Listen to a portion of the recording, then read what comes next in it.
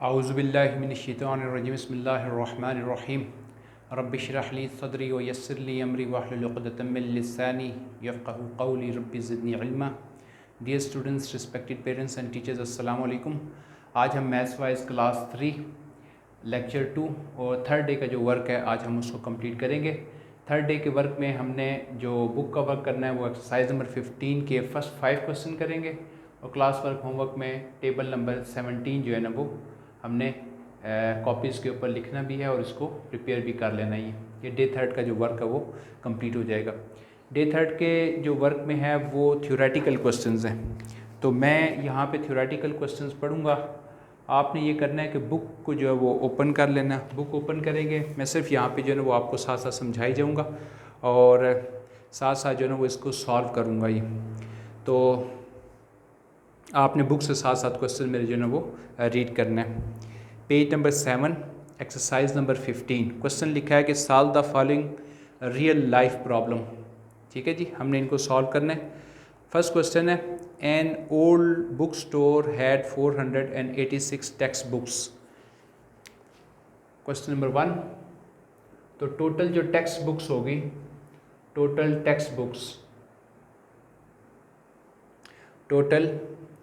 Text books जो उसने दी हुई है वो 486 दी हुई हैं। An old book store had 486 text books and 523 story books. Story books कितनी होगी जी? स्टोरी बुक्स जो डेटा वो दे रहा है साथ साथ हम लिखी जाएंगे। स्टोरी बुक्स है जी 523 of these books 168 books were sold on a particular day. पहले तो इसको टोटल कर रही है, टोटल बुक्स कितनी होगी। टोटल अगर आप देखते हैं तो ये बन जाते हैं 6 and 3 9, 8 and 2 10, 1 carry, 4 and 1 5, 5 and 10, तो 1009 जो बुक्स हैं वो आपकी टोटल बन जाएंगी। 1009 बुक्स आपकी टोटल बन जाएंगी। अब उसने ये कहा है कि 168 books were sold on a particular day, how many books are left in the store? sold books किसी particular day में जो books sold हो गई वो 168 हैं। ठीक है, इसका मतलब जो sold हो गई ये total books थी, उसमें से आप इसको निकाल देंगे। 9 - 8 1 बचेगा, 10 - 6 बाकी बचेगा 4, इधर 9 बच जाएगा, 9 - 1 8। ठीक है जी, 9 - 8 1 कैरी लिया, 10 - 6 4 आ जाएगा, जैसे कैरी लिया बाकी रह जाएगा 9 9 - 1 8। तो 841 जो बुक्स हैं वो आपकी रिमेनिंग आ जाएंगी। तो रिमेनिंग बुक्स आर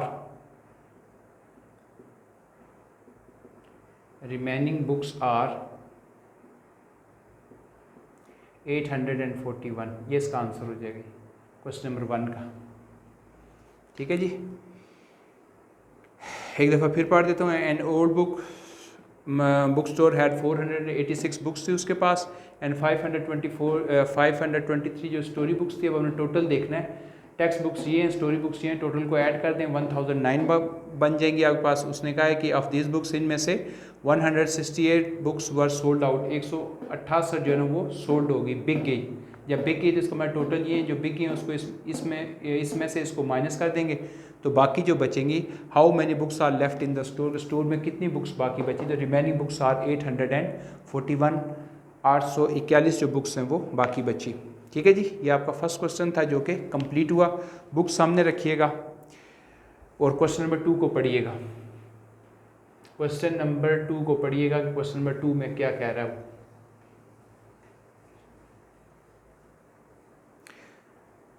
पढ़ लिया जी। अब मैं इसको पढ़ता हूँ, साथ साथ देखिएगा।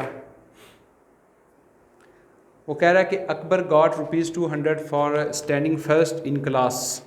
ठीक है जी, तो 200 रुपीज़ उसको मिले जब वो क्लास में फ़र्स्ट आया। Akbar he spent ₹56 on treating his friends, 56 rupees उसने अपने दोस्तों को दावत दे दी। And ₹120 on buying CDs for himself, 120 rupees की उसने अपने लिए सीडीज़ ले ली। How much money is still left with him, उसके पास अभी तक बाकी जो पैसे हैं कितने बचे हैं। ठीक है जी, तो क्वेश्चन नंबर 2 देखिएगा। क्वेश्चन नंबर 2 है जी,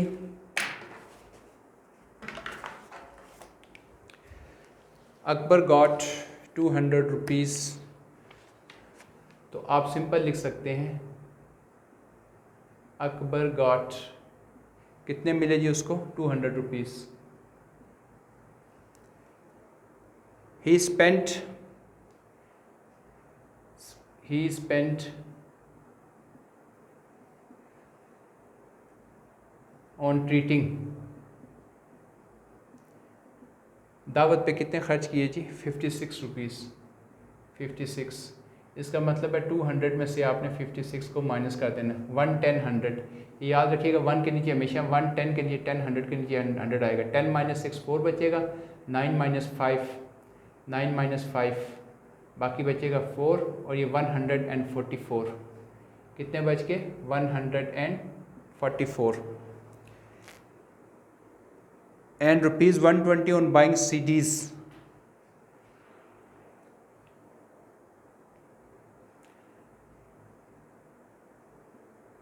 बाइंग CDs कितने जी, 120 रुपीज़ की उसने, तो इसका मतलब 120 रुपीज़ आपने मज़ीद लेस कर देने। 144 में से 120 लेस कर दें। 1 10 100, 4 - 0 4 और 4 - 2 2, तो ये आ जाएंगे जी 24 रुपीज़। ठीक है जी। How much money is still left with him, तो रिमेनिंग मनी कितनी रह जाएगी, 24 रुपीज़। ये इसका आंसर हो जाएगा। ठीक है जी। तो अकबर के पास टोटल 200 रुपीज़ थे, उसने 56 जो है ना अपने दोस्तों की ट्रीट पे लगा दिए, बाकी 144 रह गए। फिर उसमें से 120 की उसने CD ले ली, तो CD जो ले ली वो आपने उसमें से माइनस कर देना है 144 में से, बाकी उसके पास 24 रुपीज़ जो है वो रह जाएंगे ये। ठीक है जी। इसको अच्छे वे से देख लीजिएगा। क्वेश्चंस के जो कंसेप्ट हैं वो जब तक आपको क्लियर नहीं है तो आप इनको सॉल्व नहीं कर सकते हैं। क्वेश्चन के कंसेप्ट आपने क्लियर करके चलना है जी।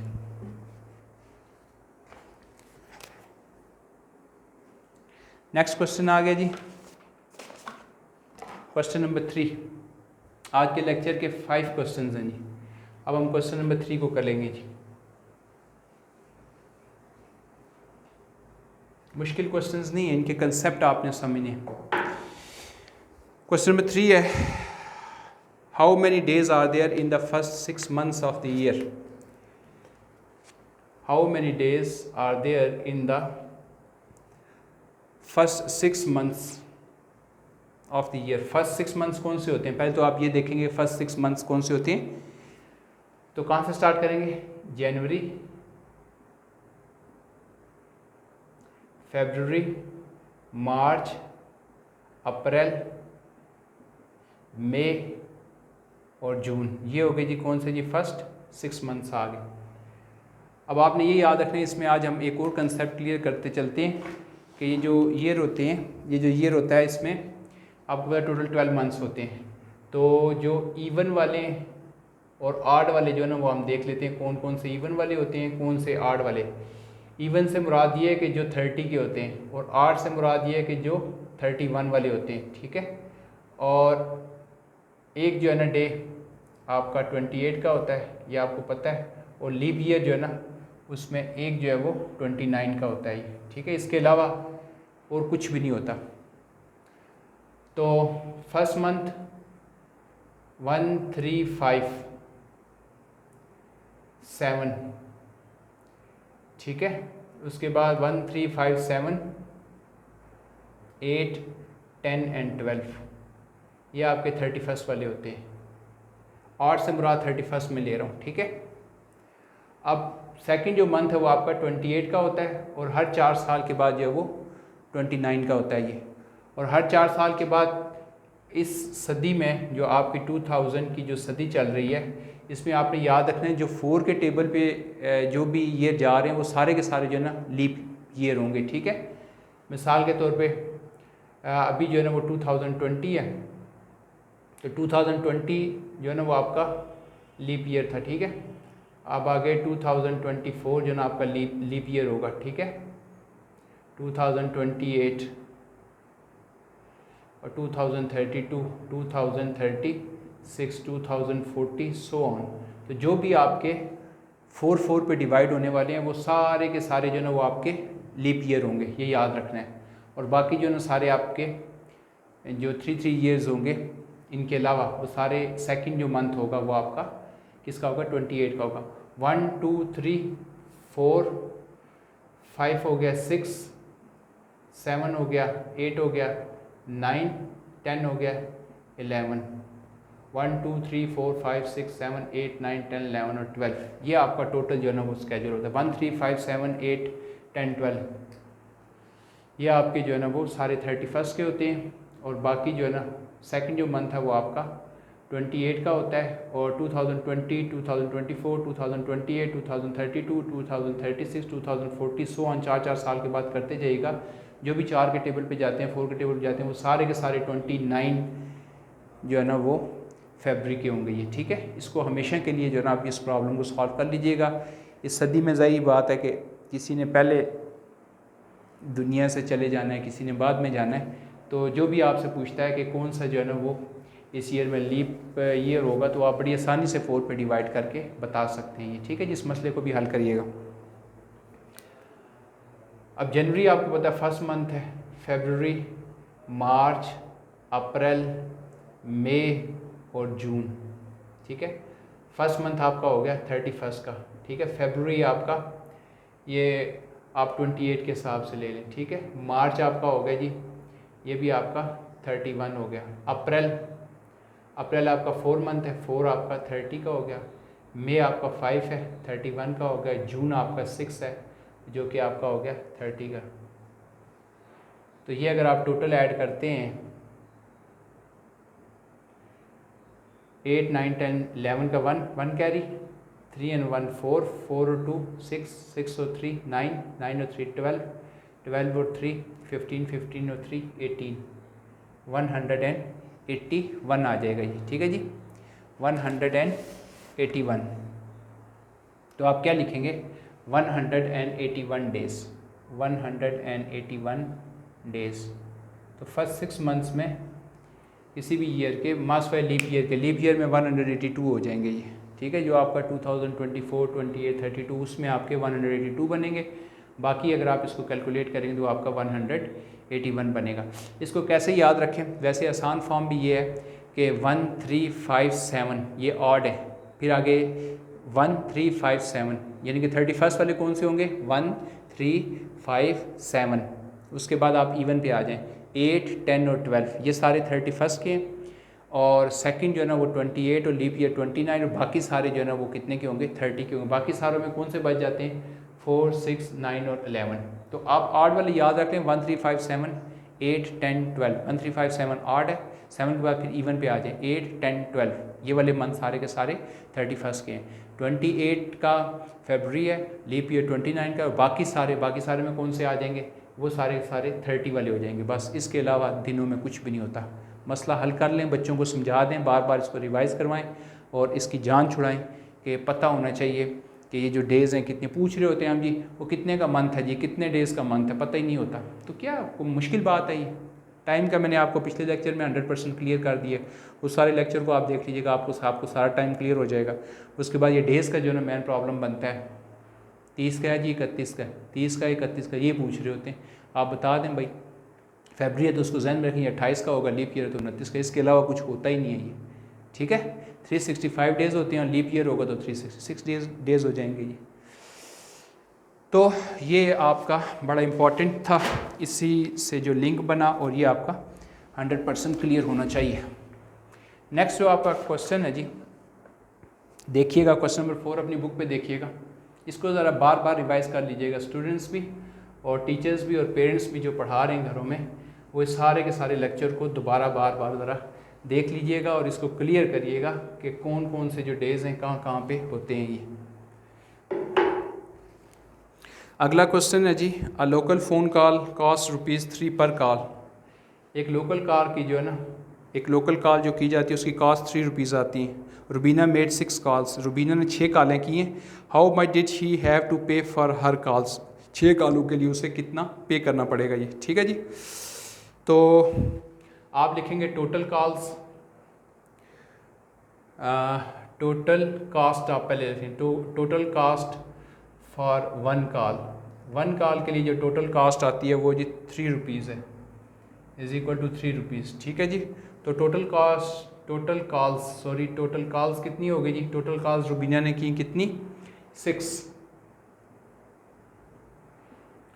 ठीक है। अब वो कह रहा है how much did she have to pay for her calls. तो टोटल पेमेंट, अब इसका कंसेप्ट आपने याद रखना है, कैसे करेंगे। ठीक है। एक कॉल पे 3 रुपीज़ हैं, 3 रुपीज़ हैं, 2 कॉल्स पे 6 हो जाएंगे, 3 पे कितने हो जाएंगे? 9 हो जाएंगे, 4 पे कितने हो जाएंगे? 12, 5 पे 15, 6 पे क्या हो जाएंगे? 18। इसका मतलब है कि आपने 6 को मल्टीप्लाई करना है 3 के साथ, 1 और 10, तो 6 3 ज़ा 18। तो टोटल जो कॉस्ट आ जाएगी, टोटल पेमेंट जो करेगा वो कितने करेगा? 18 रुपीज़। को मसला है इसमें? सिंपल क्वेश्चन है ये। आपने उसकी जो सेंस है उसको समझना है कि वो कहना क्या चाहता है ये। तो अगर आप इस वे से इसको समझ के करेंगे तो फिर इसमें कोई प्रॉब्लम नहीं होगा जी। ठीक है जी। तो लोकल कॉल, एक कॉल जो है ना वो 3 रुपीज़ है, 6 कॉलें वो करती है, इसका मतलब 18 रुपीज़ उसके टोटल लग जाएंगे जी। इसमें कोई प्रॉब्लम नहीं होना चाहिए जी। कंसेप्ट लाजमी क्लियर करिएगा। लास्ट क्वेश्चन है जी आज के लेक्चर का। आज का जो लेक्चर था वो डेज़ के लिहाज से इम्पॉर्टेंट था कि डेज़ का जो है वो आपको कंसेप्ट होना चाहिए कि how many days in 1 month. ठीक है। And which month is 30, 31, 28 and 29। तो कौन कौन सा जो मंथ है वो 30 का है, 31 का है, 28 का और 29 का है। ये इंपॉर्टेंट चीज़ें हैं जी, इसको ज़रा देखते जाइएगा। क्वेश्चन 5 देखिएगा, look at the calendar in your class and see what day is today, what day was it 10 days ago। ठीक है जी। तो आपने कैलेंडर देखना है अपने क्लास में and what day is today. आज जो है ना कैलेंडर आप देख लें, कैलेंडर में जो डे होगा ना वो अब आपने बताएं। जैसे आज जो है ना मंडे है, MONDAY, मंडे है। ठीक है। और आज जो डे है class and see what is day, what day is today, what day was it 10 days ago। तो आज अगर मंडे है तो मंडे की आज क्या हो गई है? 27 हो गई है, 27 जुलाई है। तो 10 दिन पहले क्या होगा? आप 10 days माइनस कर दें, 2 - 1 17। डेट क्या होगी? 17 होगी, 17 डेट होगी। तो आप उसको कैलेंडर के ऊपर चेक कर लें कि 17 डेज़ को क्या डे बनता था, वो आप इजीली जो है ना वहाँ से चेक करके बता सकते हैं। ठीक है। इसमें किसी किस्म का कोई प्रॉब्लम नहीं होना चाहिए। ठीक है।